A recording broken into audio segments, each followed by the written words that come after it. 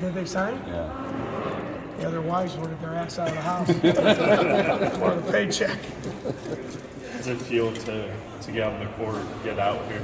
Yeah, it was great. When we were coming over here, it was 2 years ago. We were literally getting ready to reach for the basketballs, and they stopped it. And then last year, obviously, we got to play, but it was different. But our kids are excited about it, and you're watching all the games on TV, and so it's fun to think that our time's coming. 2 years ago, we talked about that. Just how you're coming out from Baylor, how demoralizing is that when you're so prepared, you're so ready, and like you said, can't put your hands on the next. Yeah, I think the worst part about it was the seniors. The look in their face when we told them it was over. And we knew when we left here that there wasn't going to be an NCAA tournament, anything. And to think that you were that close. And I remember they had that court just north of Municipal. And the day we left, we took them all out there and we ran around out there. That was as close as they got. But what I did tell them was, if that was the way they're going to end their careers, it was a good one. But yeah, that was one of the hardest locker rooms I've ever been in when we had to tell those kids that we were done. It seems like there's a good showing of Iowa State fans here already. I don't know if you've gotten to get a pulse of that yet, but if you have, where does it kind of compare to other years? Because not only the success you guys are having. Oh, yeah. No, I think everyone's really excited. I think it's like a lot of things in our lives that were taken away or we couldn't do, and now we're getting to do them. And there's a sense of appreciation. And, not that they took coming here for granted, but it's 2 years of not coming and doing something that they love to do. Our fans love to come here. They love to go to games. They love everything about it. Kansas City's a great host. And so, we've seen a lot of them already, and obviously with the men's game tonight. And you can just tell the vibe is really good. Unfortunately, the weather hasn't helped at all, but we play inside, so that's okay. How much does this winning, competing in this tournament hinge on the good post play? You guys have been much better this season. No, I think I think when you see that we're having some level of success, we're getting some balance from our post game. We're not going to put post players in the game that are going to outperform dramatically our opponents, but you just got to hold your own. You got to do the things that they've done. Try and rebound, make the shots you're supposed to make. Don't turn the ball over. Try and follow the scout report defensively and do what they've been doing. The reason we are where we are in large part is because of those kids, and I think they're ready to go. Looking to tomorrow, what are the challenges of kind of having to prepare for two separate teams? Or at this point, are y'all familiar enough with the teams that you kind of just go ahead?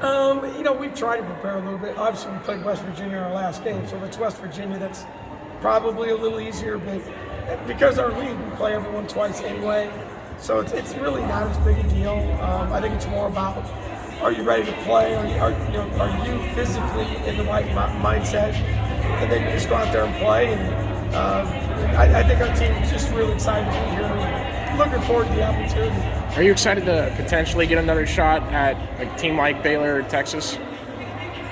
Excited is the right word. No, No, I don't. No, I mean, someone asked me the other day, it's like, do you want to play Texas and Baylor again? And, well, the answer, obviously should be yes, but it is, because if you're playing them, you're in the semifinals, and if you're playing Baylor, you're in the championship game. So, yeah, I mean, that's obviously the end goal is to be here as long as you can. These games are like NCAA tournament games. I mean, you look at what the men, these are like first and second round NCAA caliber games when you get to a quarterfinal of this tournament. So that's our mindset. And all of the kids have played in these win or go home kind of things. So I think they're ready to go.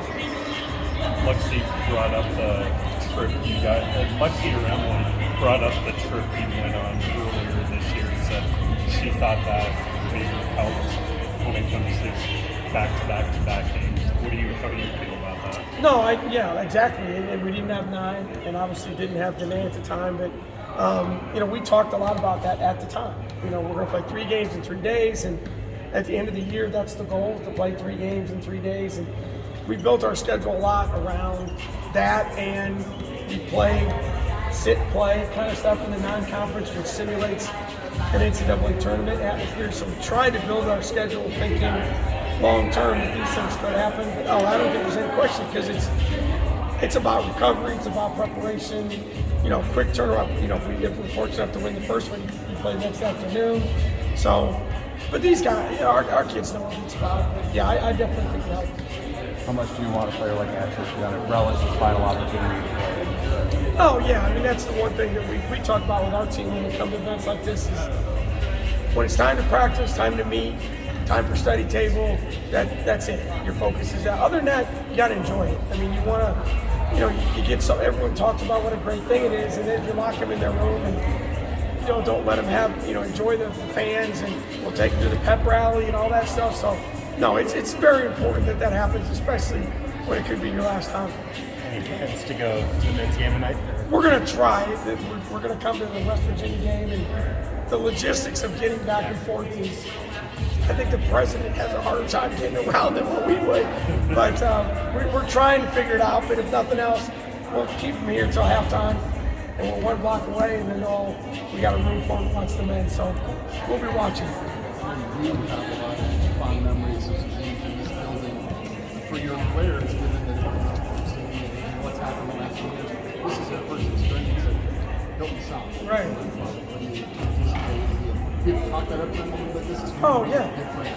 You're going to your eyes are going to be open. Oh yeah, we talk about it a lot because again, this is such a big thing, and I think because the tournaments are together and the fans, and we're gonna go to the men's game, then we're gonna come to your game. I think they've heard about it, they've seen, pictures of it, or we've talked about it.